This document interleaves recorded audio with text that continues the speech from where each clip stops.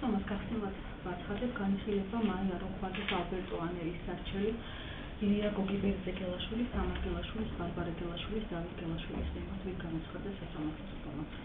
Ნაუნის სასამართლოს თომაზე გამოცხადნენ მოსარჩელის წარმომადგენელი კახაბიკოვა, მოპასუხეები თამარ გელაშვილი, ლია გოგიბერძეგელაშვილი, ბარბარე გელაშვილი, დავით გელაშვილი და ასევე მოპასუხეების წარმომადგენლები ლევან ოსაძე და ამირან მეშველიშვილი.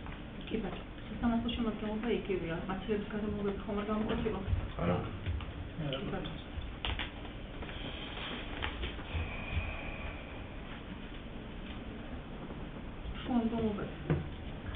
ჩვენ ხარეს არა. მოსამართლე ერთადერთი იურიდიული მომსახურების ხელშეკრულებას წარმოადგენს და იმავდროულად შეუშვებელად მოსარჩელად ხარისათვის პროცესის საკითხებთან დაკავშირებით სამწუხაროდ ერთი ეგზემპლარი მაქვს და ელექტრონულად გადაუგზავნე ან ელექტრონულად საერთოდ.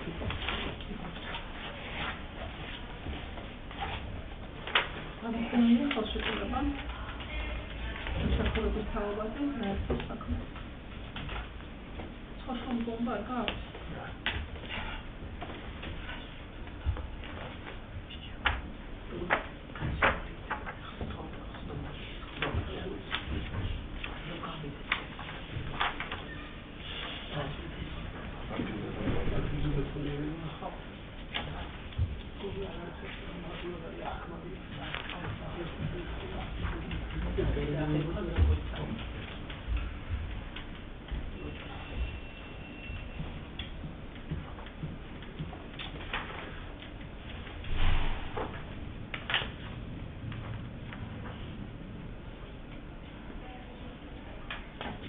Მოწმეებზე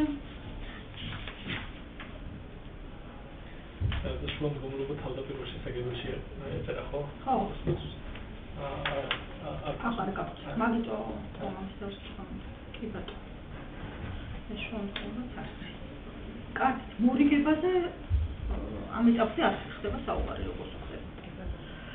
კარგი, რადგან მხარებს შუამდგომლობები არ აქვს და მორიგებას ამ ეტაპისთვის არის შეუძლებელი, მაშინ სასამართლო გადავა თამაშ სტომაზე საქართველოს სამხალხო საპროცესო კოდექსის 250 შესაბამისად დაიწყებს არსების განხილვას, მოკლედ გავაკეთებთ. ისეთი გარემოებებია, რომ დეტალურად ალბათ მხარეები მიუთითებენ, მოკლედ გავაკეთებ მოხსენებას, ქონების თანამესაკუთრე აღიარებას და ზიანის ანაცვლობას ითვალისწინებს სარჩელი და მოსარჩელი მიუთითებს გარემოებაზე, რომ გაკეთებული რეკონსტრუქციის შედეგად გაიზარდა ფართი, მესაკუთრეთა თანასაკუთრებაში არსებული ფართი არის გაზრდილი და შესაბამისად უნდა მოხდეს გაზრდილი ფართის საერთო ფართად ჩათვლა და პროპორციულად გადანაწილება მხარეთა შორის. მოკლედ ასეა, მოპასუხეები უთითებენ იმ გარემოებებს, თუ რის ხარჯზე მქონდა აღნიშნულ გარემოებების ადგილი და თქვიან, რომ სარჩელი არ უნდა დაკმაყოფილდეს, ვინაიდან არ არსებობს სარჩელის დაკმაყოფილების ფაქტობრივი და სამართლებრივი საფუძველი. უფრო დეტალურად მოგისმენთ მხარებს. კი ბატონო, მივიღოთ ფაქტობრივი გარემოებების ქალბატონო მოსამართლე. პირველი ფაქტობრივი გარემოება არის, რომ წარმოადგენენ მოსარჩელები და მოპასუხეები მეტეხის საღამოს ნომერ 2-ში მდებარე უძრავი ქონების მესაკუთრეებს. წარმოდგენილი არის საქმეში ამონაწილე, მითითებული არის თითოეული მათგანის საკუთრებაში მყოფი ქონების კვადრატული მეტრაჟი.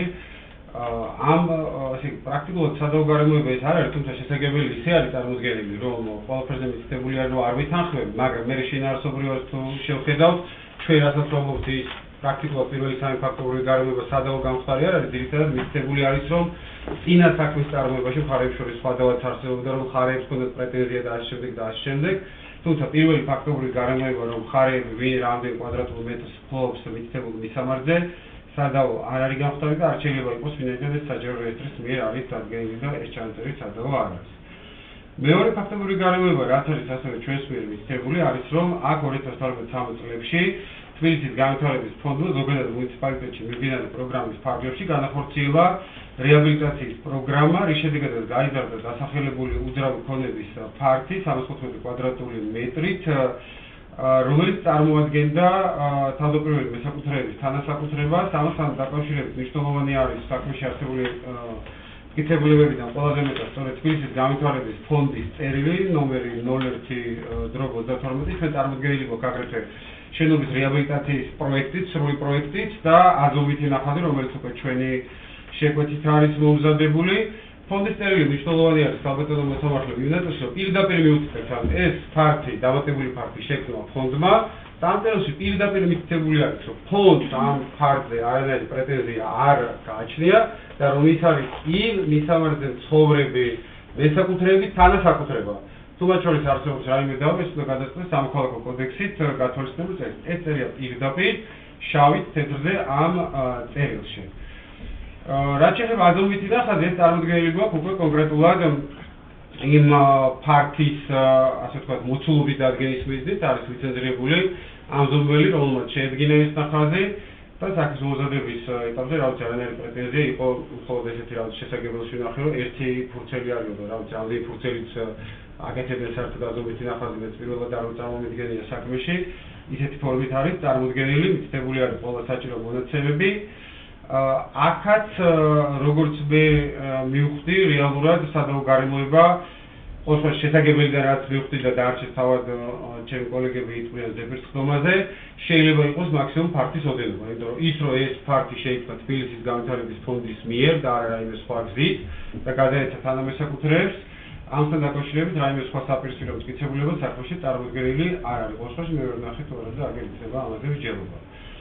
მესამე გარემოება არის ის, რომ 2015 წლის 7 აგვისტოს დაიდო იჯარის ხელშეკრულება შეყოსილ მეტეხთან, რომელსაც გადაეცა მეტეხის საღამოს ნომერ 2-ში მდებარე ბინის პირველი სართულის ნაწილი და მეორე სართული მთლიანად და მითითებული არის, რომ გადაცემული არის ფართი 261 კვადრატული მეტრი, მაშინ როდესაც მოპასუხეთა საკუთრებაში იმყოფებოდა 93 კვადრატული მეტრი, ანუ გადაცემული არის იურიდიულად და ფაქტობრივადაც საერთო თანასაკუთრების მნიშვნელოვანი ნაწილი, რომელიც არ წარმოადგენდა მოპასუხე მხარის საკუთრებას, არ ქონდა მათზე არანაირი მარჯვენელი უფლებები.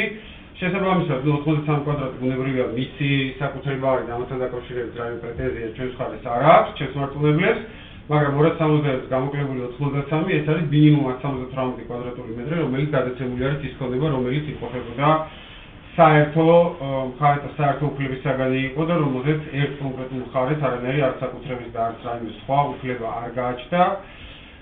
მითითებული არის ხელშეკრულება, წარმოდგენილი არის საჯარო ხელშეკრულება საქმეში, ვადაც და მითითებული არის ქირის ოდენობა 2000 ამერიკული დოლარი.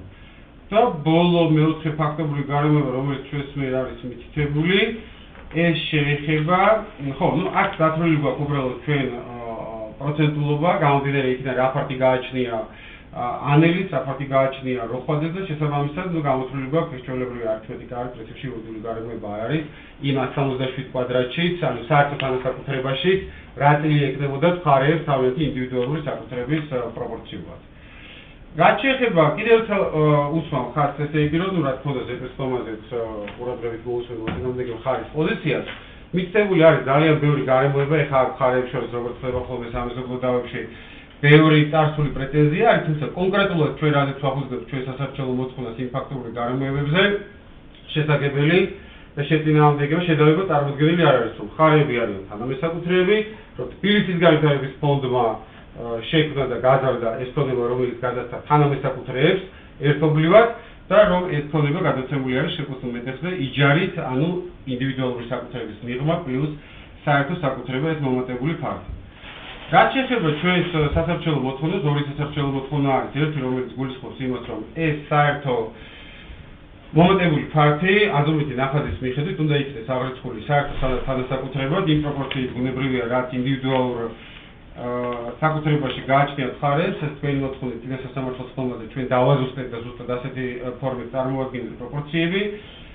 იურიდიული საფუძველი აქ წარმოდგენილი გვაქვს ჩვენ როგორც ბინის მესაკუთრეთა ამხანაგობის შესახებ კანონის შესაბამისი მუხლები, ასევე საზიარო უფლებები სამოქალაქო კოდექსიდან, და სადაც არ არის აქ რაიმე სხვა პრაქტიკა არ არსებობს, როდესაც მხარეებს ინდივიდუალურ საკუთრებაში აქვს გარკვეული ქონება, იმავე პროპორციით ეკუთვნით საზიარო ქონებაში უძრავ ქონებაზე უფლებები თუ არ არის რა თქმა უნდა ინდივიდუალური საკუთრების საგანი და მრავალბინიანი ამხანაგობების შესახებ კანონის მეხსოვებაში ჩამოთვლილი არის აგრეთვე სხვა გამონაკლისებიც რაც შეიძლება იყოს, რომელიც ამ შემთხვევაში არ არის.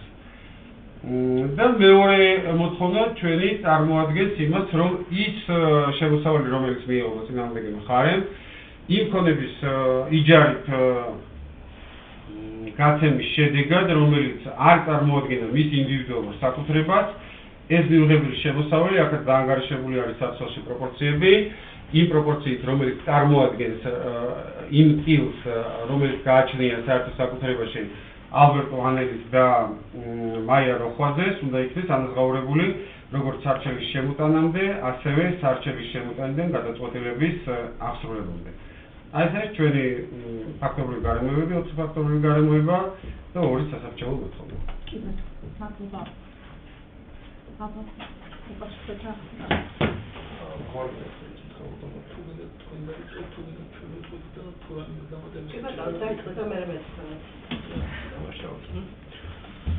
გასაგებია, მოვისმინეთ მოსარჩელე მხარის ახსნა განმარტება და სასარჩეულო მოთხოვნები, არ ვეთანხმებით მათ და მიგვაჩნია, რომ სარჩელი არ უნდა დაკმაყოფილდეს შემდეგ გარემოებათა გამო.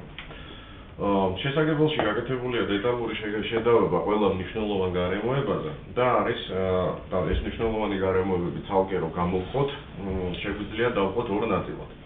პირველი ნაწილი ეს არის ფაქტობრივი მდგომარეობა, რა ასე ვთქვათ, ვის რა ეკუთვნის ამ სახლში და საერთოდ როგორი ფორმის არის ეს სახლი. პირველი რაზეც მხარე მთავარი, რაზეც მოსარჩელე მხარე ამყარებს თავის მოთხოვნას, ეს არის რა, რომ რეაბილიტაციის შედეგად გაიზარდა საერთო სარგებლობის ფართი. ანუ, მხოლოდ ეს შეიძლება იყოს იმის საფუძველი, რომ ასე ვთქვათ, თანასაკუთრებაში შევიდეს მომატებული ფართი. სინამდვილეში საქმე იმაშია, რომ საერთო სარგებლობის ფართი არ გაზრდილა და გაიზარდა მხოლოდ ინდივიდუალური სარგებლობის ფართები. ჩვენ რო შევხედოთ ამ სახლს, წარმოდგენილია უამრავი ნახაზი და უამრავი ფოტო და ყველაზე ჩანს, რომ სახლი არის 2 სართულიანი და აქვს 2 დამოუკიდებელი შესასვლელი ერთმანეთისგან. ანუ პირველ სართულზე, სადაც მდებარეობს მოსარჩელეების ქონება, არის მათი ინდივიდუალური შესასვლელი და გარდა აი იმ 2 ფართისა, რომელსაც ისინი საკუთრების უფლებით ფლობენ, სხვა ფართი მათ საკუთრებაში მთელ სახლში არ არის. მოპასუხეების საკუთრებაში იმყოფება ერთი ფართი პირველ სართულზე დამოუკიდებელი შესასვლელით და მთლიანი ფართი მეორე სართულზე დამოუკიდებელი ასასვლელი კიბით. მომატებული ფართი ეხება სწორედ კიბის უჯრედს და ეხება უკანა მხარეს საპირფარეშოს, რომელიც ასევე ინდივიდუალური სარგებლობის საგანია. აქვე უნდა აღინიშნოს, რომ ეს მომატებული ფართი არ არის აბსტრაქტულად, ასე ვთქვათ, მარტო ეს გატანილი ცალკე კიბის უჯრედი. რეაბილიტაციის დროს შიდა კედლები, კიხრები და ასე შემდეგ იქნა აღებული და მსხვილი კედლების, ასე ვთქვათ, დავიწროვების და ხელახლა აშენების ხარჯზე გაიზარდა მთლიანად ფართი, როგორც ინდივიდუალური თვითონ ოთახებში ფართი, ასევე ვთქვათ, იქ დერეფანი შეიძლება, შესასვლელი და ასე შემდეგ, მაგრამ რაც კი გაიზარდა, მოსარჩელეების ქონებაც გაიზარდა სხვათა შორის პროპორციულად ამასთან ერთად, მაგრამ ეს იყო მხოლოდ მათი ინდივიდუალური ქონება, რაც შეეხება მოპასუხეებს, ასევე მოპასუხეების ინდივიდუალური ქონებაც გაიზარდა. ანუ საერთო სარგებლობის ფართებზე, როდესაც ჩვენ ვლაპარაკობთ, პირველი სიტყვა საერთო სარგებლობის გვეუბნება სწორედ ამ დანიშნულებას. ამის ხო? მოცემულ შემთხვევაში მხარეებს, როგორც მოსარჩელებს, ასევე მოპასუხეებს, ერთმანეთთან, ასე ვთქვათ, ერთი საერთო სივრცე, რომლითაც ერთად ისარგებლებენ, არ გააჩნიათ. ერთს აქვს თავის შესასვლელი, მეორეს აქვს თავის შესასვლელი. შესაბამისად, გაუგებარია, რატომ არის აქ საუბარი საერთო სარგებლობის ფართებზე. საერთო სარგებლობის ფართი რო იყოს, ეს იქნებოდა რა, მაგალითად დერეფანი, რომლითაც ყველა სარგებლობს. მაგალითად კიბის უჯრედი, რომლითაც ყველა სარგებლობს. მაგალითად შესასვლელი, რომლითაც ყველა სარგებლობს, ან ეზო, რომლითაც ყველა სარგებლობს. მოცემულ შემთხვევაში მსგავსი არაფერი არ მომხდარა. ჩვენ თუ ნახავთ, უამრავი ნახაზებია წარმოდგენილი, მათ შორის თბილისის განვითარების ფონდის ნახაზებიც გვაქვს აქ და ყველგან ჩანს, რომ გაიზარდა მხოლოდ ინდივიდუალური სარგებლობის ქონება. გარდა ამისა, საინტერესოა რა, რომ პირველი სასარჩელო მოთხოვნის სამართლებრივ საფუძვლად მოსარჩელე მხარე უთითებს ბინათ მესაკუთრეთა ამხანაგობის შესახებ საქართველოს კანონს. თუმცა აბსტრაქტულად ამ კანონის მითითება არარელევანტურია, თუ კი ფაქტობრივ გარემოებებში არ მიუთითებთ, რომ იქ არის ბინათ მესაკუთრეთა ამხანაგობა. მოცემულ სახლში ბინათ მესაკუთრეთა ამხანაგობა არ არსებობს, ვინაიდან 2007 წელს არ იყო 2, ასე ვთქვათ, 2-ზე მეტი ქონება, რომელიც ინდივიდუალური ქონება, რომელიც გამოიწვევდა ბინათ მესაკუთრეთა ამხანაგობის ავტომატურად შექმნას, ხოლო მას შემდეგ ბინათ მესაკუთრეთა ამხანაგობა იქ საერთოდ არ შექმნილა. აქედან გამომდინარე, ბინათ მესაკუთრეთა ამხანაგობის შესახებ კანონის მიყენება მოცემული სიტუაციისთვის მიგვაჩნია, რომ არასწორია, ვინაიდან არ არსებობს ბინათ მესაკუთრეთა ამხანაგობა და რომც არსებობდეს, აქვე საინტერესო მომენტია, რომ ბინათ მესაკუთრეთა ამხანაგობის შესახებ კანონი კონკრეტულად გვითითებს, რა არის ინდივიდუალური საკუთრება და რა არის საერთო საკუთრება. საერთო საკუთრებაში გვითითებს, რომ საერთო სარგებლობის ვთქვათ, იქ დერეფნები, კიბის უჯრედების, სხვადასხვა დანიშნულების ფართები და ასე შემდეგ, მაგრამ განსაზღვრელი აქაც არის საერთო სარგებლობა. და ბინათ მესაკუთრეთა ამხანაგობის შესახებ კანონის მეოთხე მუხლი გვითითებს, რა არის ინდივიდუალური საკუთრება. ინდივიდუალური საკუთრება არის ინდივიდუალურ სარგებლობაში მყოფი დამხმარე ფართები. შესაბამისად, მოცემულ შემთხვევაში ჩვენ მოსარჩელე მხარე მოპასუხეს ედავება ინდივიდუალურ სარგებლობაში მყოფი დამხმარე ფართების თანასაკუთრებას ედავება, რასაც სამართლებრივი საფუძველი უბრალოდ არ გააჩნია. აქედან გამომდინარე, მიგვაჩნია, რომ სარჩელი როგორც ფაქტობრივად უსაფუძვლოა, ასევე სამართლებრივადაც, ასე ვთქვათ, მას იურიდიული საფუძველი მოცემულ შემთხვევაში არ გააჩნია. დამხმარე ფართებში ამ შემთხვევაში გულისხმობთ კიბის უჯრედს და დერეფანს, სადაც ადის, ასევე სანიტარულ კვანძს, რომელიც მხოლოდ და მხოლოდ მოპასუხეების ინდივიდუალურ სარგებლობაშია და მეტი იქ პრაქტიკულად არაფერი არ არის, დანარჩენი ოთახები გაიზარდა უბრალოდ. აქედან გამომდინარე და თან ამ კიბის უჯრედთან შეხება საერთოდ არ აქვს მოსარჩელეს, იმიტომ რომ უბრალოდ მათი შესასვლელი აქეთ მხარეს არ არის.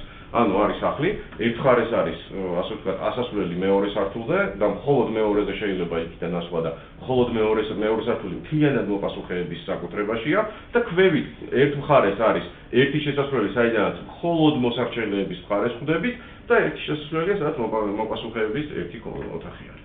მეტი არაფერი. ანუ შესაბამისად ერთმანეთთან გადაკვეთა, ანუ ერთი შესასვლელიც კი არ არის, რომელსაც ერთობლივად გამოიყენებდნენ რაიმე ფორმით.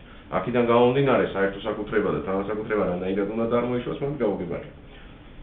თვალსაჩინოებისთვის მტკიცებულებათა კვლევის ეტაპზეც შემიძლიათ მიგეთითოთ, მაგრამ აქაც ასე ვთქვათ, თვალსაჩინოებისთვის კითხვით, თვითონ მოსარჩელე მხარის მიერ წარმოდგენილი ასე ვთქვათ, აზომვითი ნახაზი, სადაც არის ლურჯი ფერი პირველ სართულზე, ეს მხოლოდ ორი ნაწილი, რომელიც არის, ეს არის მოსარჩელის საკუთრებაში, ასე ვთქვათ, არსებული ქონება, იმის გვერდით, რაც არის ეს ლურჯი, ეს არის უკვე ქალბატონ ილიას საკუთრებაში არსებული ქონება და ეს მწვანე ნაწილი, რომელიც ზედა აკარავს, ასე ვთქვათ, ქალბატონ ილიას საკუთრებას, რეაბილიტაციის დღიდან მოყოლებული დღემდე არის ქალბატონ ილიას და მისი ოჯახის წევრების დანარჩენ მოპასუხეთა თანასაკუთრებაში. აქაც მეორე სართულზეც, რაც ლურჯად არის რეგისტრირებული, ეს თავიდანვე რეგისტრირებული იყო, ასე ვთქვათ, ქალბატონ ილიას სახელზე, მწვანედ რაც არის მიმატებული, რომ პირდაპირ ეკუთვნის, ასე ვთქვათ, მოპასუხეთა ინდივიდუალურ საკუთრებას და არასდროს არც ერთი წუთით მოსარჩელეებს აღნიშნული ფართი მფლობელობაში არ ჰქონიათ. მფლობელობაში არ ჰქონიათ, ეგ სადაა ასწავლეთ. კი ბატონო. ამასთან მაგასაუბროს შესაძლებელი არაფერი არ არის შესაძლებელი transgender ვარ. მფლობელობაში ქონა არ ქონას მნიშვნელობა აქვს. ასეთი მნიშვნელობა აქვს ამასთან დაკავშირებით დეტალურად საყოველთაო სიტყვაზე, როდესაც სამართლებრივი შეფასების, ასე ვთქვათ, მიცემის საჭიროება იქნება, იქაც მოგახსენეთ და აქ პირდაპირ გვიწერია მეოთხე მუხლის პირველ ნაწილში, რომლის მიხედვითაც ინდივიდუალური საკუთრების საგანია ცალკეულ პირთა საკუთრებაში არსებული ბინა, აგრეთვე ბინათ მესაკუთრეთა ამხანაგობის წევრის მფლობელობაში არსებული მრავალბინიანი სახლის სამეურნეო სათავსები, სარდაფები, სხვენები და ასე შემდეგ. ასევე ეს სამართლებრივი დასაბუთებას რა თქმა უნდა არ გთხოვთ არც ერთ მხარეს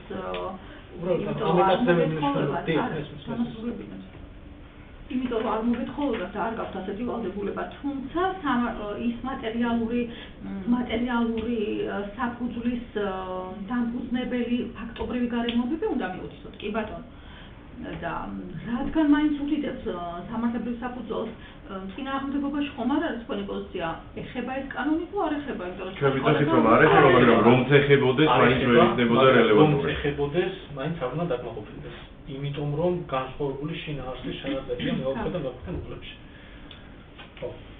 კიდევ რაც მნიშვნელოვანია არის ის, რომ მაშინ, როდესაც ამ ფართის რეაბილიტაცია განხორციელდა, დღევანდელი მოსარჩელეები, ასე ვთქვათ, იმ სადავო ტერიტორიის მესაკუთრემის საერთოდ არ იყვნენ. მათ შეიძინეს აღნიშნული ფართი იმ მდგომარეობაში, რაც დღეს აქვს. ანუ მათ შეიძინეს კონკრეტული 5 კვადრატი და კონკრეტული 29 კვადრატი თუ არ მეშლება. ანუ არც ერთ ამ ხელშეკრულებაში, რომელიც ასე ვთქვათ, წარმოდგენილია საქმის მასალებში, არ არის უბრალოდ ჩანაწერიც კი იმასთან დაკავშირებით გაკეთებული, რომ გამყიდველმა მათ დამატებით კიდევ გადასცა თუნდაც დაურეგისტრირებელი ფაქტი. რამდენად სამართლებრივად სწორი და გამართული იქნებოდა ეს სხვა საკითხია, მაგრამ უბრალოდ მითითებაც კი არ არის ხელშეკრულებაში ამასთან დაკავშირებით. შესაბამისად გაუგებარია ის, რაც მხარეს არც კი შეუძლიათ და პირდაპირ ასე ვთქვათ, მოცემულობად მიიღეს კონკრეტული ფაქტი. როგორ შეიძლება დღეს ანუ იმ სადავო ფართის ასე ვთქვათ, რეაბილიტაციის შემდეგ 9 წლის შემდეგ ვსაუბრობდეთ თუ ვიცია ეს ფაქტი. მაშინ როდესაც კიდევ არანაირი სამართლებრივი საფუძველი იმ კონკრეტულ ტერიტორიასთან დაკავშირებით საერთოდ არ გააჩნდათ, როდესაც ფართის რეაბილიტაცია მოხდა. რეაბილიტაციის შემდეგ იყიდეს კონკრეტული ასე ვთქვათ, ტერიტორია, რაც ასახულია ხელშეკრულებაშიც, ამ მონატერშიც და ასე შემდეგ. ფართების რეაბილიტაციის შემდეგ ფართების გაზრდა მოხდა ძირითადად 2 მიზეზით. პირველი ეს იყო ასე ვთქვათ, განიერი კედლების დავიწროვება, პირველი ნაწილი ეს იყო და მეორე და უფრო მნიშვნელოვანი იყო ჩვენს მიერ მითითებულიც არის ამასთან დაკავშირებით არაერთი მტკიცებულება ქალბატონ ილიას მეუღლის და დანარჩენ მოპასუხეთა მამის მიერ ხდებოდა მთელი წლების განმავლობაში გვერდით არსებული კლდის ჩამოწვა, რომელსაც ადასტურებენ მოწმეები, რომელიც დამადასტურებელი მტკიცებულებაც ასევე წარმოდგენილი გვაქვს გამგეობაში დაფიქსირებული წერილი განცხადებაა და ეს ასე ვთქვათ, ქალბატონ ილიას მეუღლის შრომის შედეგად მოხდა კონკრეტული ფართის ათვისება, რაც უკვე შემდგომ რეაბილიტაციის პროცესში გამოყენებული იქნა სადავო ამ შემთხვევაში სადავო ფართის მოსამართლებლად და გასაზრდელად. მოსართულზე. როგორც პირველ, ასევე მეორე სართულზე. ანუ აი ეს მწვანე ფრადა რაც არის მოსარჩელის მიერ წარდგენილი, ასე ვთქვათ, აზომვის ნახაზში, აი აქეთ ამხარეთ მთლიანად რაც არის, აი ეს მწვანე მხარე და ეს, საიდანაც შესასვლელია და საიდანაც საერთოდ შესაძლებელია, რომ პირველი სართულიდან მეორე სართულზე გავიდეთ, მთლიანი ეს ტერიტორია მოჭრილი იქნა ქალბატონი გიორგი გელაშვილის მიერ, ქალბატონ ილიას მეუღლის და დანარჩენ მოპასუხეთა მამის მიერ. კიდევ გავუმეორებთ, რომ არასდროს არანაირი მფლობელობა არ ჰქონიათ მათ ამ ასე ვთქვათ, რეაბილიტაციის შემდეგ გაიზარდა ასევე მათი ფართები. მათი ფართებიც რომ გაიზარდა, აღნიშნულს ადასტურებს უშუალოდ განვითარების ფონდის მიერ წარმოდგენილი ასე ვთქვათ 2014 წლის 20 მაისის წერილი. სადაც დასახელებულია კონკრეტული კვადრატულობა, თუ რამდენი კვადრატი იყო რეაბილიტაციამდე ფართი და რა ასე ვთქვათ ფართი გახდა რეაბილიტაციის შემდეგ. მეტად თუ ნაკლებად ეს ასე ვთქვათ სხვა საკითხია, მაგრამ მათი ფართით, რაც მათ საკუთრებაში იყო რეაბილიტაციის შემდეგ გაიზარდა. ასევე მნიშვნელოვანია ის, რომ თბილისის განვითარების ფონდთან, როდესაც ხელშეკრულება გაფორმდა, ფონდმა იკისრა ვალდებულება, რომ გიორგი გელაშვილს და ქალბატონ ილიას გადასცემდა მინიმუმ იმ ზომის ფართს, რაც ასე ვთქვათ რეაბილიტაციამდე იყო ასე ვთქვათ მხარეთა საკუთრებაში და მფლობელობაში. ანუ აღნიშნული ჩანაწერის მიხედვით წინასწარ პროგნოზირებადი და მოსალოდნელი იყო, რომ თბილისის განვითარების ფონდის მიერ რეაბილიტაციის განხორციელების მითითებულებათა კვლევის ეტაპზე მომინიშნებს რა. კი ბატონო, გეტყვით. რომ მინიმუმ იგივე ფართი უნდა გადაცემულიყო, რაც იმას ნიშნავს, რომ აღნიშნული რეაბილიტაციის პროცესი, ასე ვთქვათ, შედეგად მოსალოდნელი იყო მათთვისვე, რომ ინდივიდუალური, ასე ვთქვათ, ინდივიდუალური საკუთრება შესაძლებელია გადადებულიყო. მიგითითებთ მათ კონკრეტულ მტკიცებულებაზეც აუცილებლად. პირველივე, ასე ვთქვათ, ხელშეკრულების პირველივე მუხლშია და გეტყვით.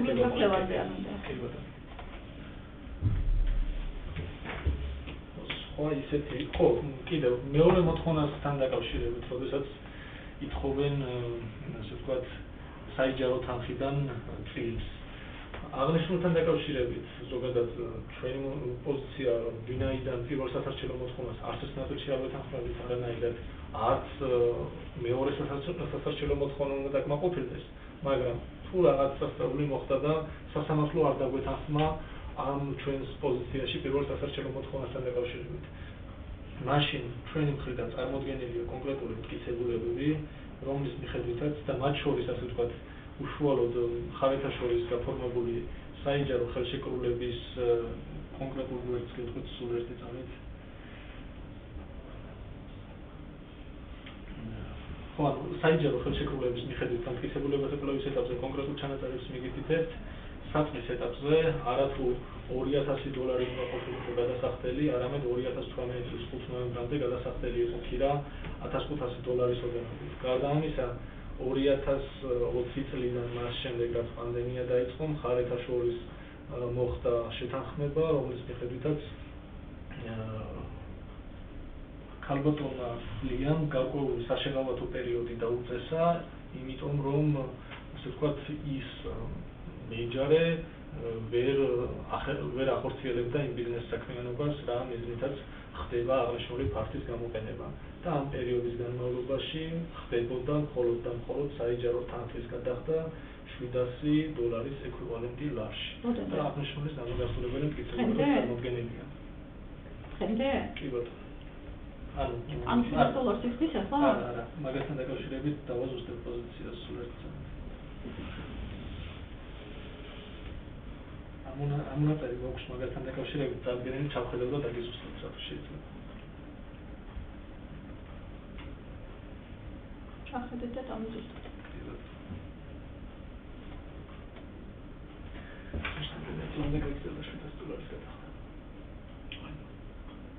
შემდეგ უკვე ზუსტად რამდენი ახლა მოკლედ ჩვენი პოზიციაა რომ დღემდე ასე ვთქვათ $700 გადახდა ხდება.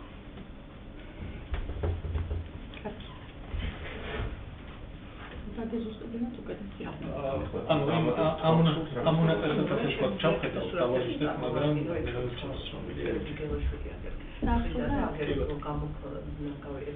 ჭეიშკარი რო აფერეკიდა და ჭეიშკრის იქით ვერავინ შემოაბიჯებდა და ერთადერთი ოჯახი რო კანტონია თუ გნებავთ ნებისმიერ მოპასუხეს ეხება ეს რა საკვირველია, უნდა დააფიქსიროთ თქვენი პოზიცია აუცილებლად ოღონდ მიკროფონთან, იმიტომ რომ მოხდეს დაოქმება ამ ყოველთვის. კარგი?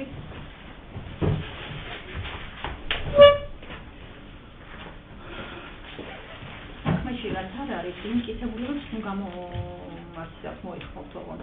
91 წლიდან ზემოთ აღნიშნულ მისამართზე ვცხოვრობ, 92 წელს შევუღობთ მე და ჩემი მეუღლე. ხო, აქ ერთადერთი ოჯახი იყო მეტახის აღმართი ნომერ 2-ში, რომელიც ცხოვრობდა. შემდეგ გაიზარდა ჩემი ოჯახი და მრავალსულიანი გახდა, მრავალშვილიანი გახდა. აქ სურათებზე გაჩვენებთ დამადასტურებელი ის ჭიშკარც სადაც არის ჩემ მომისმინეთ. ეს მტკიცებულებები ხალბატონოლია ზოგადად ისედაც წარდგენილია და ჩვენება არ ვინდა. აი რო თხრიდა ის კი ბატონო რაც არის აი პროცედურა რო დავიცვათ უბრალოდ. ხო მომიყევით და მე უკიდურეს ხება აი შენობის წინო დადგებით უკიდურეს მარცხენა მხარეს იყო ქალბატონი მანანა იყო რომელიც სადაც სახელმწიფოს ერთადერთი საკუთრება ქონდა ის იყო საქწიგნი საქწიგნი გაიყიდა და ქალბატონმა მანანამ დირექტორმა შეიძინა ესა აუქციონის გზით ეს იყო 33 კვადრატი და რაღაცა ზუსტად არ ვიცი არ მახსოვს და ზუსტად ეს ფართობი შეიძინა შემდეგ 2016 წელს თუ არ ვცდები ქალბატონმა მანანა ვროხვაძემ თუ რაიმე ეკუთვნოდა ანუ ჩვენ საერთო ფართობი არასოდეს არ ქონია ერთადერთი ოჯახი ცხოვრობდით იქ მეტეხის აღმართზე და არანაირი საერთო არ ქონია ამ ფართობთან არც ამ ქალბატონ მანანას ქონდა ჩვენთან საერთო ერთადერთი ჩვენ ქონდა ესე იგი დამოუკიდებლად ქონდა ამ ქალბატონს თავისი შესასვლელი ჩვენ დამოუკიდებლად ქონდა ჩვენი შესასვლელი იქ ვერავინ ვერ ამოვიდოდა საერთოდ ვერავინ ვერ ანუ დაძახების გარეშე დაკაყუნების გარეშე ვერავინ ვერ ამოვიდოდა იმიტომ რომ ჩვენი ფართობი იყო ის აივანი ისედაც ქონდა ჩემს მას რა ქვია აგერ თეთრი აივანი არის აქ არ არის კარგად. სახლს. ისედაც ქონდა აივანი. კიბის უჯრედი და 13 მეტრიანი აივანია. საერთო არაფერი არ გაგვაჩნდა აბსოლუტურად ქალბატონ მანანას და ეხლა უკვე ქალბატონ მაიას. საერთო არაფერი არ ქონია. მაშინ უნდა განემარტა ხო ქალბატონ მანანას რომ ანუ მე მაგ კიდე რაღაც ფართობი დამოუკიდებლად ან რაღაცა იქ არ არსებობს ასეთი მსგავსი ფართობი. არანაირი საწყობები და არანაირი რაღაც საკუთვნაოები და ისინი ოჯახით ცხოვრობდით 17 სულიანი 16 სულიანი ოჯახით ცხოვრობდით იქ. და ამაზე წერდნენ სხვათა შორის აწვნიანი დავაც კი გადავიტანეთ ჩვენ. გაზეთებშია. და სტატიებია კიდე უამრავი დაწერილი. ანუ არის მეუბნება. ამ პასუხებს ხო არ სურდა მე. კაც გადავიდეთ შეკითხების ეტაპზე. ჩემი შეკითხვები. კი ბატონო, სულ ორივე შეკითხვა მექნება. პირველ რიგში თქვენ ძალით რომ ეს გაზრდილი ფართი, რომელიც ადომეთი ნახაზის მიხედვით არის 315 კვადრატული მეტრი, არის წარმოშობილი ორი გარემოება მიუთითეთ. ერთი კედლების დავიწროების შედეგად და მეორე კლდის ჩამოჭრის შედეგად. საქმეში ჩვენს მიერ წარმოდგენილი აზომვითი ნახაზის გარდა სხვა მტკიცებულება არ არის ამაზე წარმოდგენილი, მაგრამ მაინც შეგეკითხებით, აი კედლების დავიწროების შედეგად ძალიან მიახლოებითაც თუ გაქვთ წარმოდგენილი, რადგან წერილობით მტკიცებულება არ გაქვთ, რამდენი შეიძლება გაიზარდოს ფართი. 5 კვადრატული მეტრით 10 შეიძლება 300 კვადრატულით გაიზარდოს. თქვენ თუ გადაგვიწყოთ რომ ჩვენ არ გვაქვს მტკიცებულებები წარმოდგენილი და საერთოდ ჩვენი პოზიცია არასწორია და ასე შემდგომ ჩვენი წარმოდგენილი გაიზარდოს ასე ხო არ თუ არის წარმოდგენილი შეიძლება მე გამოვჩა ბოდიშ გიხდით. ანუ თქვენ ძალით რომ კედლები ლოგიკურად რო ხსნათ ახლა მე ამ საქმის დიდი სპეციალისტი არ ვარ, შეიძლება ჩემზე მეტი გამოცდილება გაქვს, მაგრამ ლოგიკურად ასე გავიგერო. თუ არის მეტრიანი კედელი ან რაღაც ძველ სახლებში არის სქელი კედლები, მართლაც ხდება დავიწროება, ფართი იმატებს. გასაგებია, არაფერი რთული გასაგები არ არის, მაგრამ ან მე გამოვჩა და წერილობით მემიკითხეთ, ან ზეპირად მითხარი, არ აქვს პრობლემა, რამდენით გაიზარდა კედლების დავიწროების შედეგად ფართი. უბრალოდ ჩემი კიდევ ერთხელ გეუბნებით, არა ვარ ამ საქმის პროფესიონალი, ძალიან დიდი აცდენა არის იმ ფარჩოვის, რაც მოიმატა და ნუ აი კედლების დავიწროების შედეგად ჩემი კიდევ ერთხელ არაპროფესიონალის აზრით შეიძლება მოიმატოს 2, 3, 5 კვადრატი. არანაირად არ შეიძლება ეს იყოს 300 კვადრატი. ამ შულთან დაკავშირებით ბატონო გახსენებთ ვახსენიან ზუსტად ეს მტკიცებულება არის 2014 წლის 20 მაისის განცხადება წერილი ასე ვთქვათ ბატონ ლაშა ჩეჩელაშვილის მიმართ, სადაც წერია თუ რა ფართები იყო რეაბილიტაციამდე და რა ფართებია რეაბილიტაციის შემდეგ. რაც შეეხება უშუალოდ შეკითხვას. მეტრანახევრიანი კედლის ასე ვთქვათ დათხელების შემდეგ რამდენი კვადრატული მეტრით შესაძლებელია გაიზარდოს, აღნიშნულთან დაკავშირებით ზუსტ პასუხს რა თქმა უნდა ვერ გაგცემთ. აღნიშნული დამოკიდებულია ძალიან ბევრ რამეზე. ოთახის კონფიგურაციაზე, კედლების რაოდენობაზე და ასე შემდეგ. ეს გახლავთ ერთ-ერთი ასე ვთქვათ მტკიცებულება, უпроსტად მიზეზი, რის გამოც მოხდა კიდევ ვამეორებ რეაბილიტაციის შედეგად ფართების გაზრდა. კი ბატონო, რომ დავაზუსტო, სწორად რო გავიგე მეც და სასამართლოსაც რომ ხარშტაბესილება არ დარჩეს. ანუ თქვენ მიუთითებთ იმ წერილზე, რომელიც ჩვენ წარმოვადგინეთ საქმეში, ლაშა ჩეჩელაშვილის და ფონდის წერილი. რაიმოს ფაწე, აბა? თქვენ არ წარმოვიდგენიათ.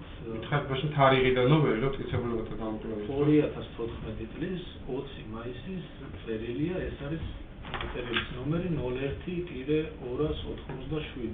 კაი ბატონო, ამას ვიუბრუნდეთ, ესე იგი, ნუ, ოღონდ ამბობთ, რომ იქაც არ წერია, მაგრამ კაი, ამ მტკიცებულებების გამოკვლევის დროს დაუბრუნდეთ, მითითებული არის თუ არა იქ, რომ კედლების დათხელების შედეგად რა ფართი გაიზარდა. მეორე შეკითხვა, რაც მაქვს ამ საკითხთან დაკავშირებით, თქვენ ძალით რომ კლდის ჩამოჭრის შედეგად გაიზარდა იქ გარკვეული ფართი მოიმატა. ამასთან დაკავშირებითაც თუ გაქვთ კონკრეტიკა, ჩემს საინტერესო არის და რატო გეტყვით. მე პირადად რაც თავიდან ვთქვი, რომ შესაძლებელში არ არის უარყოფილი ჩვენი ფაქტობრივი გარემოებები, მეთქი ეხათ რაც მოვისმინეთ, მესმის რომ თქვენ ბევრი განსხვავებული პოზიცია გაქვთ, მაგრამ ჩვენ რაც გქონდა ერთადერთი განსხვავებული პოზიცია ფაქტობრივი გარემოებაზე მივიღე, რომ თანხები მართლა შეიძლება იყოს არა $2000, არამედ რაღაც განსხვავებული. დანარჩენ საკითხი, აი დამაინტერესებს, კლდის ჩამოჭრით რა ფართი გაიზარდა, თუ შეგვიძლია თქვა, მიუხედავად იმისა, რომ ეს არ ერთვის თან შესაძლებელს, მე პირადად შემიძლია ვთქვა ეგ, რომ რა ვიცი, შეუთანხმებ კიდევაც მართლმსაჯულს და შეიძლება არც შევეკითხო ისე, თუ ეგ რაიმეთი დასტურდება, თუნდაც წერილობითი იმის გარეშე, რა ვიცი, მივიდეთ და ვნახოთ, იმაზე პრეტენზია შეგვიძლია რომ მოხსნათ. და იქ შეგიძლიათ თქვათ იმ 315 კვადრატიდან მაგალითად კლდის ჩამოჭრით რამდენმა მოიმატა. ან რომელმა ადგილმა ბატონო კახა, მაგაზე შედავებაც გაკეთებულია შესაძლებელში და ასევე წარმოდგენილია განცხადება ჩვენი წინამორბედი ადვოკატის, სადაც დართული არის ფოტოსურათებით მეზობლების ნოტარიალურად დამოწმებული ხელწერილები, სადაც ისინი ადასტურებენ, რომ კედელი გიორგი გელაშვილმა მოჭრა და ასევე საქმეში მოიპოვება იმ რაიონის გამგეობაში დაფიქსირებული წერილი, სადაც მითითებულია, რომ წლების მანძილზე ბატონი გიორგი გელაშვილი ჭრიდა ამ კლდეს. შესაბამისად, ეს როგორც ფოტოსურათებით, ასევე სხვა წერილობითი მტკიცებულებებით დასტურდება, რომ ბატონმა გიორგი გელაშვილმა მოჭრა ეს კლდე იმანდედან და შესაბამისად, აი ეს უკანა მხარე, რომელიც კლდესთან არის, კლდის პირას არის მომატებული უგნიდან, მოპასუხეების ფართის ეს აი ეგ ნაწილი იყო ბატონი გიორგის მიერ მომატებული. კი ბატონო, კონკრეტულად წერილის შემიძლია გადაცნოთ, რომ სადაც ვთქვათ, თბილისის მერიის ზედამხედველობის სამსახურის უფროს შეგმკითხებულებათა კვლევის ეტაპზე მასალებს რო ყველა ვიცნობთ, მე მგონი არის, ამ საკითხსაც ალბათ მოსამართლეობა ამოუწურებს და ამის მერე ორი შეკითხვა მექნება. ანუ, ყურეთ რას ვკითხულობ, იმ ფაქტს ჩვენ სადავოდ არ ვთვლით, რომ შეიძლება კლდეს აფართოება. მე მგონი ისიც არ არის სადავო, რომ ფაქტის ძირითადი ნაწილი, მერიამ რო პროექტი ჩაატარა, ესეც სადავო არა. თუ შეიძლება რომ გაიმიშნოს, მე მაგალითად როცა ვთხოვე ამ ზომბოს, ვთხოვე იქ რომ ვიზუალურად ახმადი ყოფილიყო რა სხვადასხვა ფერებით გამოიყო ინდივიდუალური ფართი, საერთო ფართი იმ აზომვის ნახაზე, თუ შეგვიძლია ჩვენ ვთქვათ რომ აი რაც კლდის ჩამოჭრის შედეგად გაიზარდა ფართი, არ ვიცი ხა კალბატონის მოსამართლე როგორ აპირებს დღეს დასრულდება საქმის გასვლა. თუ არ დასრულდება, კი ბატონო, ამიტომ ვიძახი რომ თუ შესაძლებელი არის იდენტიფიცირება კონკრეტულად რა ფართი არის და რა ასე ვთქვათ მოცულობის და იმ ნახაზე ხა არ იქნება რთული რომ მოიფაზოს. კი ბატონო, ეს უნდა იქნეს გამოყოფილი და ეხა მე მგონი იმას არ ამტკიცებს რომ მთელი ფართი კლდის ჩამოჭრის შედეგად არის გაძილი და კედლების დათხელების შედეგად. ერთი შეკითხვა მაქვს კიდე ხო, ორი შეკითხვა მაქვს. არა, კი ბატონო, ძალიან არა, შეგეკითხეთ და რა ვიცი, შენ მიცარ ციფრი მაშინ. კლდის ჩამოჭრის შედეგად რამდენმა კვადრატულმა მოიმატა. მიუთითეთ ჩვენ ორ გარემოებაზე. გითხარით რომ ამ ფაქტის ასე ვთქვათ გაზრდა მოხდა ორი ძირითადი მიზეზი. პირველი ეს იყო ის რომ კედლები დათხელდა, მეორე იყო ის რომ ბატონი გიორგი გელაშვილის მიერ მოიჭრა კლდე, მაგასთან დაკავშირებით არსებობს განსაკუთრებულება, რაც ამ ყველაფერს ადასტურებს და მოხდა ასე ვთქვათ ფართის გაზრდა. ანუ სართული და სხვენი არ დამატებია, ახალი ფართი არ დამატებია პროექტის შედეგად, მარტო კედლების დათხელება და კლდის ჩამოჭრა მოხდა. ესე შეიძლება გავიგოთ. ფართი არაფერი არ დააშენა მერიამ. სად ზევიდან? რა ვიცი, ზევიდან თოიდან რაც არის ის ფართი, ანუ თქვენ ამბობთ რომ არის მარტო კლდის ჩამოჭრა, რეაბილიტირდა, რაც იყო იგივე დარჩა. ანუ მესამე ორსართულიანი იყო, ორსართულიანი დარჩა, მესამე სართული არ დაშენებულა, ფლიგელი ზედ არ მოუშენებიათ, უბრალოდ რაც იყო ფაქტობრივად, ის მოაწესრიგეს, შემოღობეს და ასე შემდეგ. გასაგები, კარგი, მოშნავთ რეაბილიტაციის პროექტი დევ საქმეში და მტკიცებულების გამოკვლევა. მტკიცებულების გამოკვლევის ეტაპამდე ჩემო პატივცემულმა კოლეგამ რო შემახედა კომპიუტერში ბატონო კახა, ცოტა შემშურდა. ბატონო. დედანი. ტიპო გასაგები. თან არ არის ფერები. იქ კარგად ჩადის. ეს ხო ხალხზე არ არის ბოდიში. მე ინფოკორტით ვეცნობი ხოლმე და კი ბატონო. ბოდიში ლეპტოპი შეერაღებული მოვა შეგეცდა მაგრამ.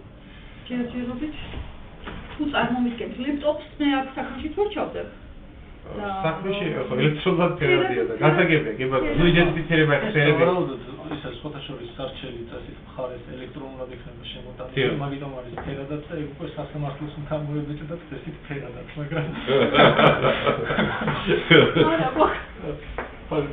ქალბატონი მოსამართლემდე გლიდის იმიტომ რომ მართლა კარგად ჩანს და მტკიცებულება და კვლევის ეტაპზე გავლილი ფესტის ნახევრადისა იყო მაგრამ კი არა დესვის აბსოლუტურად სპეციალურად თხოვები მაგიტომ რა ჩემს რთულია მაგ ნახაზების ეგრე არის ხო ეს არ ვარ დამენახა ხო გასაგებია ჯერჯერობით მუშაობთ ფურცელზე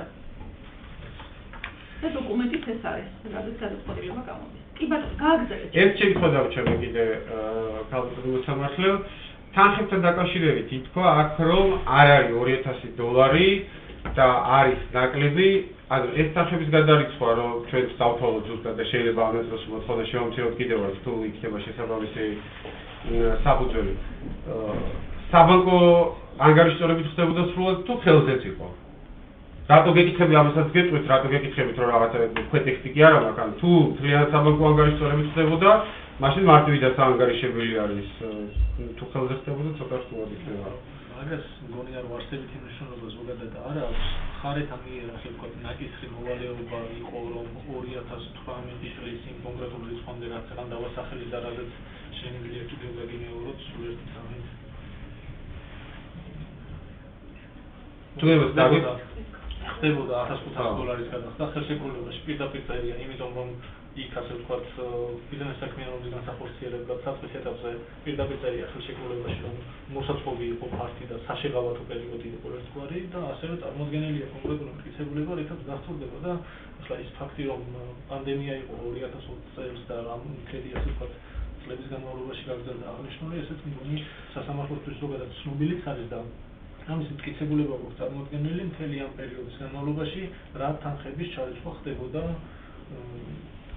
ხარის სასარგებლოდ. ანუ რო დავაზუსტოთ ხელშეკრულებაში რაც არის გათვალისწინებული საშეღავათო პერიოდის გარდა იმის გარდა სხვა შეღავათიც გაუწია კი ბატონო მაგასთან დაკავშირებით და მტკიცებულებები გვაქვს წარმოდგენილი და შეგიძლიათ ბატონო კახა დააზუსტოთ, დაიანგარიშოთ და მაგის შემდეგ ციფრულად თუგნებავთ დაჯავებული ახლა თუგნებავთ შემდეგ გადაწყვეტებთ მოთხოვნის შემცირება თუგნებავთ ციფრ თუ გვეწყვით რომ და ეგ გავიგეთ ხელშეკრულებაში რაც არის გამონაკლისი და მაგის გარდა რა შეღავათებიც არის რა კი ბატონო მე ჩემი გათვლით ვიანგარიშებ რაც არის წარმოდგენილი მაგრამ თუ შეგიძლიათ გითხრათ წლების მიხედვით არ მოგვალთ გასაგები არის თუ შეგიძლიათ რომ მარტივად წლების მიხედვით 2015-დან მოყოლებული რომ აქაც ნახეთ რომ რაღაცა ისე მომეჩვენა რომ ის 700 ისე თქვით პირობითად თქვენი უფლება არის თუ გვეწყვით წლების მიხედვით რა თანხა არის აგებული ჯამურად იჯარით გაქირავების შედეგად შეიძლება მიხელდოვანოთ მაგ ციფრებს გასაგები ჩვენი მხრიდან სრულად საკმარისია მითითებული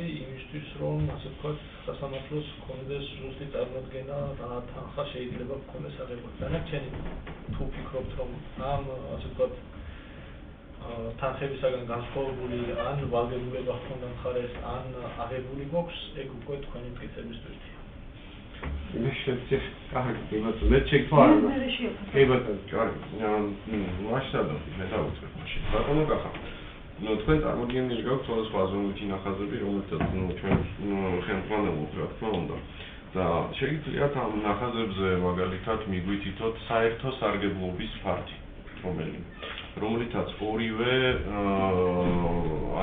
მხარე როგორც მოსარჩელეები ასევე მოსახლეები სარგებლობენ ერთად ანუ საერთო სარგებლობის რომელიც არის ჩვენ არ გვაქვს მითითებული შესაძლებლობა შესაძლოა მრავალჯერ ახსენეთ რომ ჩვენ ვთითებთ თითქოს რომ ეს იყო საერთო მფლობელობაში საერთო სარგებლობაში საქმეც იმაში არის არჩეული იმიტომ არის წარმოგვიდგენილი რომ ჩვენ მხარეს არ ქონდეთ შემართუნებებს არ ქონდეთ წოდომა და არ სარგებლობენ ეს ფაქტი მას შემდეგ რაც მოიმატა ფაქტობრივად იმყოფებოდა თქვენი მხარის მფლობელობაში გასაგებია ეს კითხვა მე დავსვი რატომ იმიტომ რომ თქვენ სამართლებრივ დასაბუთებაში სასარჩევლო მოთხოვნის მითითებული გაქვთ ბინას მესაკუთრეთა ამხანაგების შესახებ კანონის მეოთხე მუხლი მეოთხე მუხლი განსაზღვრავს საკუთრების წარმოშობის წინაპირობად ან არ წარმოშობის განსაზღვრავს რას რომ უნდა იყოს ან საერთო სარგებლობაში ან არ უნდა იყოს თუ საერთო სარგებლობაში არის რამე მაშინ შეიძლება ეს იყოს საერთო სარგებლობის ქონება და თუ ეს არის ინდივიდუალურ მფლობელობაში და ინდივიდუალურ სარგებლობაში, მაშინ ეს არის ინდივიდუალური საკუთრება. მაგითო დავაზუსტე. შესაბამისად, ანუ შეგვიძლია გავიგოთ თქვენი პასუხი როგორც ისე, რომ მოსარჩელეებს და მოპასუხეებს საერთო სარგებლობაში არანაირი ფართი მან არ აქვს. სწორად გავიგეთ? კიდევ რა ეს პროგრამები პაიტრობის ბატონო? არ ვიცი, ხო თქვენ სარჩელი მოაქვს. არა, მე მგონია რომ შემოვიდა ჩაწერაზე. სარჩელი. ეგ არც მიფიქრია არანაირად. ზარები შემოდის ხოლმე და არა, სარჩელში ვეძებ ხა იმ მუხლი რაც მაქვს მითითებული, რომ ეგ პრინციპში უფრო სამართლებრივი პაიქრობის საგანია ვიდრე ფაქტობრივ გარემოებთან დაკავშირებულსა, მაგრამ არ არის პრობლემა. მეხუთე მუხლი. კი ბატონო, მეხუთე მუხლი ვარ მითითებული, რომელიც მივხვდეთ, რომ ყველაფერი რაც არ არის ინდივიდუალურ საკუთრებაში არის საერთო და არა მფლობელობაში, არამედ რაც არის ინდივიდუალურ საკუთრებაში, რომ თუ არის ადგილზე 400 კვადრატი და საჯარო რეესტრით დადგენილია, რომ 93 არის ერთი მხარის 35 არის მეორე მხარის, დანარჩენი არის საერთო. სარგებლობა, საერთო სარგებლობა არ არის აქ თანასაკუთრების წარმოშობის საფუძველი. მაგრამ აქ ეს მუხლი ბინის საკუთრების ამხანაგობის ერთ საერთო ქონების შემადგენელი მიწის ნაკვეთი, სახლის ნაწილი და ის შენობა ნაგებობები და ანადგარების საინჟინრო ქსელები, რომლებიც არ არის ინდივიდუალური საკუთრება, ბინის საკუთრების ამხანაგობის ერთ საერთო ქონებას წარმოადგენს. ანუ აქ მფლობელობა და სარგებლობა არ წარმოადგენს საკუთრების არსებობის წინაპირობას. ეს როგორც არსი და ჯერ არსი, ან უნდა იყოს საერთო მფლობელობაში და სარგებლობაში. და როგორ წარმოგიდგენიათ, როგორ უნდა იყოს ეს ყველაფერი საერთო სარგებლობაში? ანუ მოსარჩელები ან თქვენი მართლმსაჯულებლები იმ კიბით, რომელიც მხოლოდ და მხოლოდ მეორე სართულზე ადის და ვთქვათ, მხოლოდ და მხოლოდ ასე ვთქვათ, მათ საკუთრებაში შესასვლელი კიბეა და პლუს მათი საპირფარეშოა, მაგათაც უნდა კონდეთ მაგის სარგებლობის უფლება. ეს საერთოდ დავის საგანი როგორ უნდა იყოს, ეს მერე საზიარო უფლებების გაუქმება მოხდება, თუ პირიქით ეს მოხდება, რა ქვია, დირექტივის დამატება თუ რაღაც, ეს ცალკე დავის საგანი არის. ახლა მე 16 სართულიან კორპუსში ცხოვრობდი და მთელი თბილისი 99% არის ამ პრობლემის მონაწილე. სულ არ ჰქონდა მისასვლელი რაღაცა დარბაზი იყო და საერთო სივრცეები იყო, მაგრამ ის იყო საერთო მფლობელობაში. და არა მარტო მე-16 სართულის მფლობელობაში, ვისაც ჰქონდა მისასვლელი. ეგ მე მოვინიშნე თქვენ განმარტებების დროსაც თქვით, რომ შესასვლელი არ აქვსო მეორე მხარესო და არც კანონი და არც პრაქტიკა და არც ჩემი აზრით ლოგიკა არანაირად არ უკავშირდება იმას, რომ შესასვლელი უნდა მქონდეს მე მაინც და მაინც საერთო ფართო. საერთო ფართი არ არის მარტო კიბის უჯრედი. აი საერთო ფართი მაგალითად ჩემს შემთხვევაში რაც გითხრათ, იყო საბანკეტო დარბაზი, რომელსაც კორპუსი აქირავებდა და მე ფეხი არ მქონდა სულ შედგული, მაგრამ საერთო ფართი და საერთო სარგებლობა ნიშნავდა იმას, რომ აქირავებდით, შემოსავალი ნაწილდებოდა კორპუსის საერთო საჭიროებებზე. შესასვლელი და მისასვლელი არანაირად არ შესასვლელი და მისასვლელი საჭიროება იქნებოდა ინდივიდუალურ საკუთრებაში რომ იყოს. კარგი, მაშინ ამას და ნახეთ განმარტება. პაიქრობაზე არ შეგხვდოთ არანაირად. კითხვები ჯერ, პროცედურა დავიცვათ. ამას ესე ძალიან საინტერესო რაღაცა. განმარტების საკითხია, ფაქტიურად არ არის ეს სტანდარტული შემთხვევა, ხო, მეთანხმებით. ხოდა განმარტებებს რა თქმა უნდა პაიქრობის ეტაპზე მოვისმენთ. შეკითხვა. ბატონო კახა, თუ როდისმე გიწვიათ ამ ასე ვთქვათ ფართის თქვენს მფლობელობაში მიღება, თუ როდისმე მიგიმართავთ ნეგატორული სარჩელით, მაგალითად გსურდათ როდისმე ამ ფართის გამოყენება და არ გეძლეოდათ ამის შესაძლებლობა, რაიმე მცდელობა მსგავსი თუ გქონიათ. იმიტომ რომ წერან აღნიშნეთ, რომ თითქოს ასე ვთქვათ იმ რეაბილიტაციის შემდეგ არ მოგეცათ ამის შესაძლებლობა. რაიმე მსგავსი თუ გიცდიათ. აღნიშნე ეგეთი და არც ვიცი, ნუ გულისხმობთ ალბათ როცა მეკითხებით მე ჩემს მართლმსაჯულებს ვერ გეტყვით ხოლმე. რა თქმა უნდა, მხარეს ვერ გეტყვით, ჩვენ ახლა რაც არის სარჩელი წინა წარმოება შეტანილი იყო და ჩვენ ოფისს თხოვეს უბრალოდ ამის სამართლებრივი გამორთვა. ბატონო კახა, თქვენ ასე ვთქვათ მართლმსაჯულებმა როდესაც აღნიშნული ასე ვთქვათ ქონება შეიძინეს და იქ მითითებული არის კონკრეტული ფართები, ეს არის 5 კვადრატი და ეს არის ისე თუ არ მეშლება 29 კვადრატი. ასე ვთქვათ, რაზე დაყრდნობით იფიქრეს, რომ რასაც ყიდულობდნენ, იმისგან განსხვავებით კიდევ ეკუთვნოდათ რაიმე დამატებით.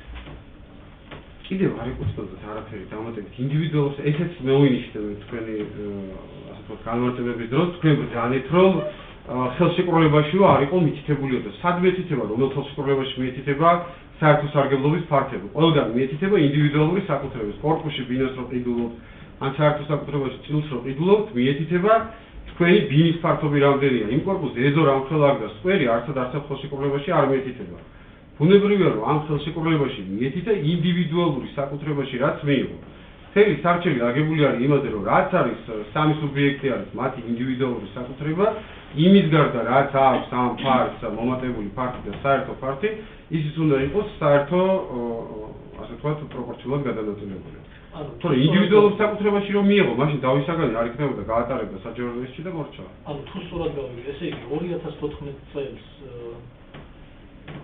თქვენმა მასწავლებლებმა შეიძინეს კონკრეტული ფაქტი იმის შემდეგ გავიდა 9 წელიწადი და უცბად აღმოაჩინეს რომ არსებობდა სადღაც კონკრეტული ფაქტი სადაც საკუთრების უფლება ეკუთვნოდათ ხო ამას ამბობ არ მოგობ მაგას ეს არის ეს წარმოება არის მარტო შაშანგაზაფხულიდან და უცებ აღმოაჩინეს კი არა ეხლა საკმაოდ სული და არასასიამოვნო ბევრი დავაგაიარეს ხარებმა კონკრეტული მოთხოვნა ხო ეხლა ჩამოყალიბდა ასე გები ანუ თქვენ თუ მიუთითებთ იურიდიულად რომ ფაქტობრივად რო გქონდა რამდენიმე კი ბატონო ანუ მიღება თუ არა ეს მარტო ეგ რამდენიმე თვე იყო მანამდე სხვა წარმოებები იყო ქალბატონო მოსამართლეებს ვადებით ხო იცით მე ვწები მაგრამ ხალხობაში არა ვადებზე იმდენად არ მიუთითებს მე მგონი ჩემი კოლეგა არამედ აი უცებ აღმოაჩინესო აქამდე სად იყვენო და არ იყვნენ აქამდე სადმე ბევრი დავა ჰქონდათ მე არ ვიყავი ჩართული ამაში და სხვა წარმოადგენლები ყავდათ 3 თუ 4 თაობა გამოიცვალეს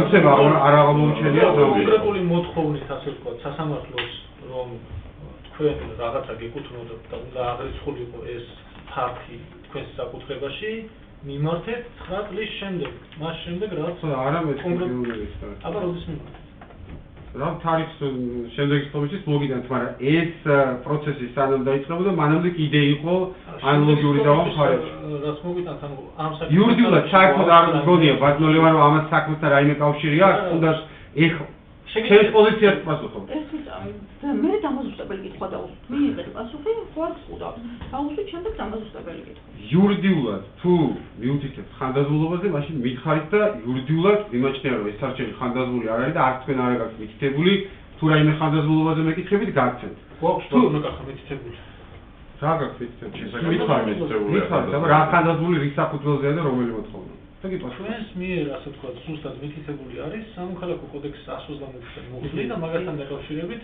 შესაძლებელში პირდაპირ წერია რომ ზუსტად 130 მუხლის მიხედვით შესაძლებელია გამოყენებული იქნას 3 წლიანი ან 6 წლიანი ხანდაზმული რომელი მოთხოვნის მიმართ თქვენს მიერ დასახელებული გავიგე ორი მოთხოვნა გვაქვს ეხლა ესე ჩვენ გვაქვს მითითებული მასთან დაკავშირებით გვაქვს მითითებული 130 და საიდან აითვლება ეს მოთხოვნა და რა 6 წლიანი ვადას ანგარიშობთ ალბათ და ჩვენი ასე ვთქვათ მითითება რომ აღნიშნული ვადისაფრა უნდა მოხდეს იმ მომენტიდან რა მომენტიდანაც რეაბილიტაცია დასრულდა ეს ერთი მომენტი შესაძლებელია იყოს მეორე მომენტი თეორიულადაც კიდევ შეიძლება იყოს ეს შეიძლება იყოს 2014 წელი მას შემდეგ რაც მხარი მესაკუთრედ აღიძინა გასაგებია ხანდაზმულობასთან დაკავშირებით რა თქმა უნდა არ ვითახმები და შესაძლებლობით ეს საკითხი ასეთ ფორმულირებით საერთოდ არ იყო მითითებული იყო რა ჩვენს მე 13 ფაქტობრივ გავით აკითხული მაქვს შესაძლებელი ეს სანამ წამოვიდოდი პროცესში კიდე გადავავლეთ თვალი და როგორც წერია ზუსტად მახსოვს და პასუხობთ რომ არც ის არ არის მითითებული რომელ მოთხოვნას ეხება ხანდაზმულობა და საერთოდ ხანდაზმულობა საიდან აითვლება ის 6 წლიანი ვადა ისიც არ არის 6 წლიანი ვადა მოგეხსენებათ არის სახელშეკრულებო დავებზე პირდაპირ კანონში მითითებული არის იქ 3 წლიანი და 6 წლიანი ვადა სახელშეკრულებო დავებს ეხება და ეს მოცემული შემთხვევა არ არის სახელშეკრულებო დავა აქედან გამომდინარე მასზე 6 წლიანი ხანდაზმულობის ვადა არ გავრცელდება ეს რო იყოს უძრავი ქონების ყიდვა, გაყიდვა, რა ვიცი კიდე რა ხელშეკრულებებით იქნება უძრავი ქონებაზე კი ბატონო გავს შეგვიძლია ჩვენ უნდა გავცელოთ უნივერსიტეტ 18 წლიანი ხანდაზმულობის საერთოდ არ უნდა გავცელოთ თქვენ აყენებთ ხანდაზმულობის საკითხს და ხანდაზმულობის და აღნიშნულ დავას არ ეხება მე აქ ის ხარ ვარ მეცნიერი ლექტორი ვარ ხარი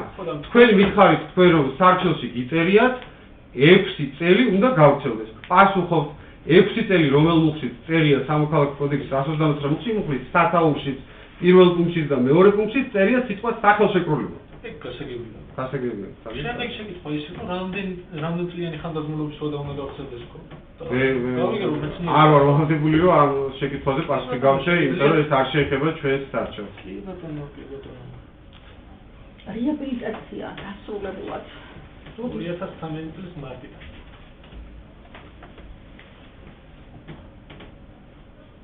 ანუ რას უკავშირებთ ამ მოვლენის დადგომას? რაც ასე ვთქვათ, წერილიც არის იქიდან. აი, როდის დასრულდა რეაბილიტაცია? 2013 წლის მარტიდან ხო? არა, მასე არ მინდა. მოკითხვით კი არ მინდა. ანუ მშენებლები როდის გავიდნენ, არ მინდა, სამართლებრივად მინდა. ჩვენ რა შემოგვაქვს ხანძარცმულობაზე სარჩელი უჩითებთ ბოლო გადახდას ტერმინологიით.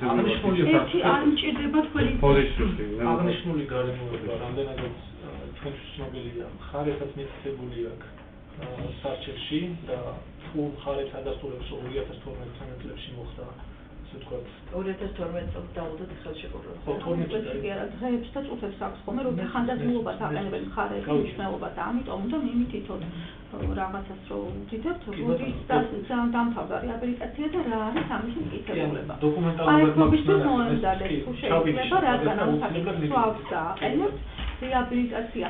პაიქრობაზე კი რა მტკიცებულება და კვლევის ეტაპისთვის, მაშინ ახლა შეკითხვებზე გავჩერდები, მე და მოგცემთ მაგის საშუალება. ანუ რეაბილიტაციის თარიღის ამბავი და თანხმდებით უბრალოდ დამაზუსტებელი შეკითხვა ორივე მხარეს რეესტრში არაფერი არ შეცვლილა, რაც ჰქონდათ ჯერჯერობით ისევ ისწავთ, ხო? ანუ ეს სასარჩელო მოთხოვნაში რაც არის მითითებული გაზრდილი ფაქტები რეესტრში არ არის არანაირი სტატუსით არ არის აღრიცხული, ხო სწორია? არა.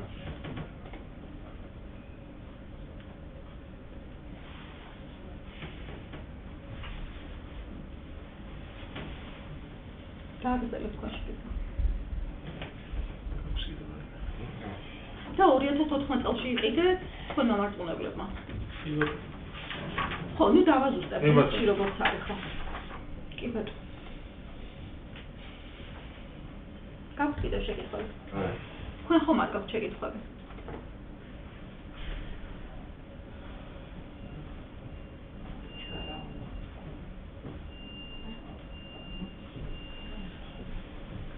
უფრო დედას ვეკითხები, თქვენ კი მიქნევთ თავს, მაგრამ კარგით.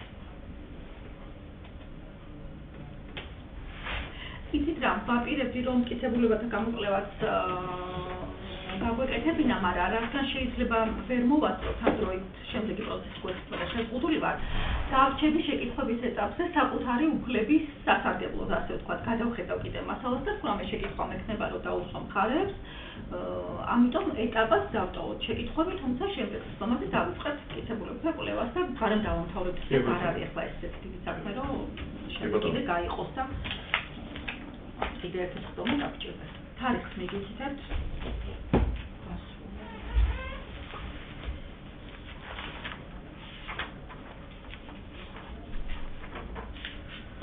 მარტისთვის ფედერალში აქვს საქმე.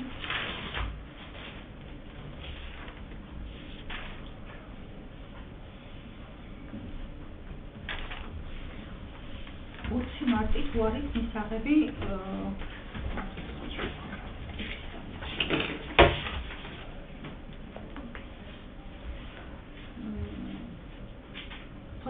საათის უარის მისაღები. შემიძლია?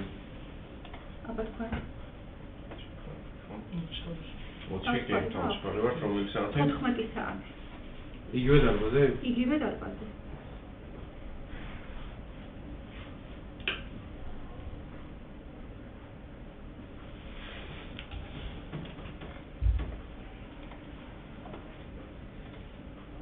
თავისუფალი ხარ? კი. კარგი, დღევანდელი ხდომა შეკითხვების ეტაპზე გადაიღოს 20 მარტს 14 საათზე ხდომის დარბაზის 62